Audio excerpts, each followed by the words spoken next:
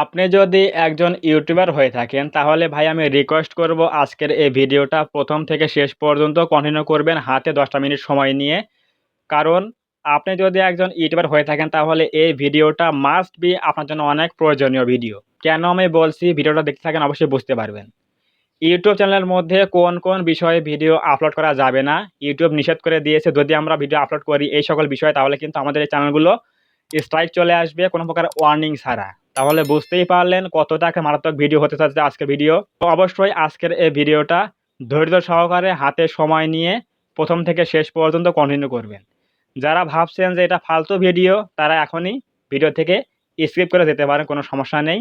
আর যারা ভাবছেন যে না ভিডিওটা দেখে যাই, আমার হাতে ৫ মিনিট সময় নিয়ে দেখি ভাই কি আলোচনা করে, তাহলে অবশ্যই দেখতে পারেন।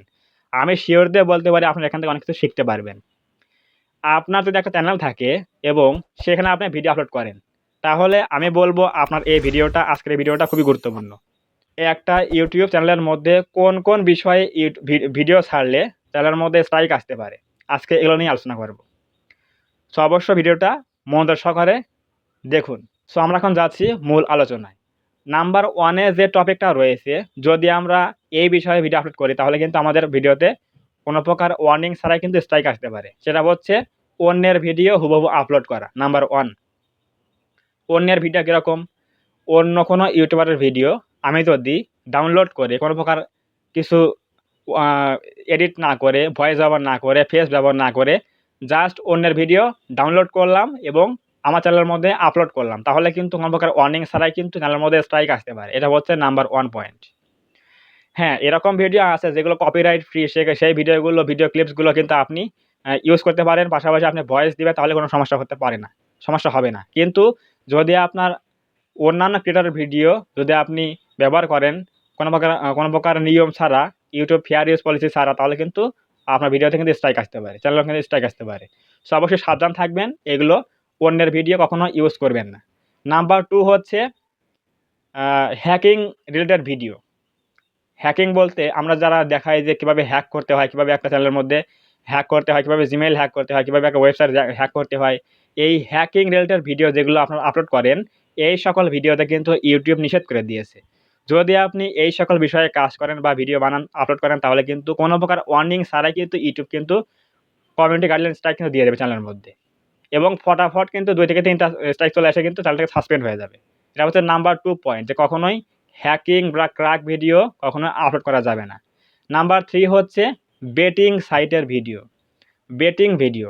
আপনারা যারা বেটিং সাইটে ভিডিও তৈরি করেন, কীভাবে বেট করতে হয়, কীভাবে বেট অ্যাকাউন্ট খুলতে হয়, কীভাবে বেট লাগাতে হয়, এই বেটিং রিলেটেড কোনো ভিডিও যদি আপনি বানান এবং সেই ভিডিও যদি প্রমোট করেন ইউটিউবে বা আপলোড করেন, তাহলে কিন্তু আপনার চ্যানেলের মধ্যে ওয়ার্নিং ছাড়াই কিন্তু কি আসবে, স্ট্রাইক চলে আসবে। এবং আপনারা জানেন যে ৩ টা স্ট্রাইক আসলে কিন্তু চ্যানেলটা কিন্তু ভ্যানিশ হয়ে যায়, ডিলিট কিন্তু করে দেয় ইউটিউব অটোমেটিক্যালি, যদি ৩ টা স্ট্রাইক চলে আসে। সো অবশ্যই কী বললাম, বেটিং ভিডিও কখনো আপলোড করবেন না। এরপর নাম্বার 4 রয়েছে হচ্ছে সাব ফর সাব করা। আপনি যদি ভাবেন যে ছোট্ট একটা চ্যানেল, আমি সাব ফর সাব করবো, ইউটিউব এখন দেখছে না, এখন আমার সাবস্ক্রাইবার বাড়ছে, আমার এটা করলে কোনো সমস্যা হবে না। অবশ্যই সমস্যা হবে। যদি আপনার চ্যানেলটা ইউটিউবের নজরে আসে, তাহলে কিন্তু অবশ্যই বুঝতে পারবেন যে কি মজা তখন আসে। ইউটিউব কিন্তু কোনো প্রকার ওয়ার্নিং ছাড়াই কিন্তু স্ট্রাইক দেবে। এটা হচ্ছে আপনার স্প্যাম অথবা ডিসেপটিভ পলিসির মধ্যে কিন্তু ইউটিউব এটা রেখেছে। নিয়মটা কি? নিয়মটা হচ্ছে স্প্যাম। সাব ফর সাব করা কিন্তু হচ্ছে স্প্যাম।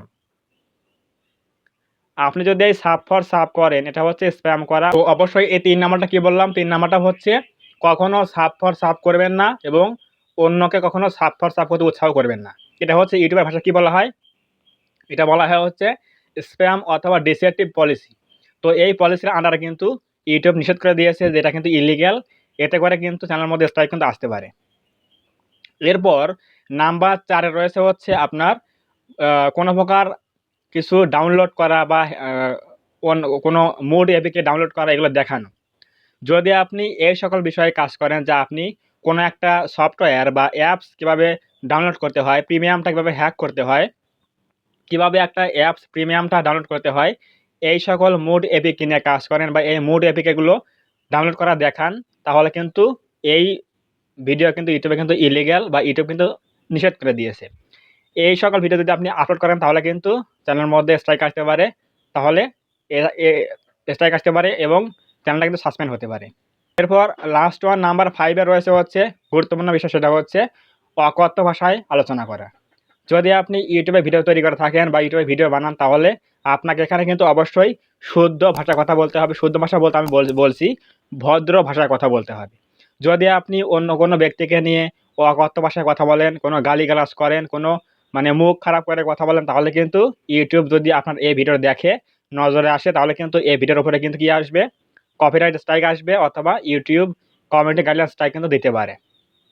সো কখনোই চ্যানেলের মধ্যে অকথ্য ভাষায় গালিগালাজ করবেন না বা কাউকে বকাবকি করবেন না। এটা অবশ্যই এই 5টা জিনিস যদি আপনি মানেন, এই 5টা বিষয় যদি আপনি কাজ করেন, তাহলে কিন্তু অবশ্যই চ্যানেলের মধ্যে স্ট্রাইক চলে আসবে কোনো প্রকার ওয়ার্নিং ছাড়া।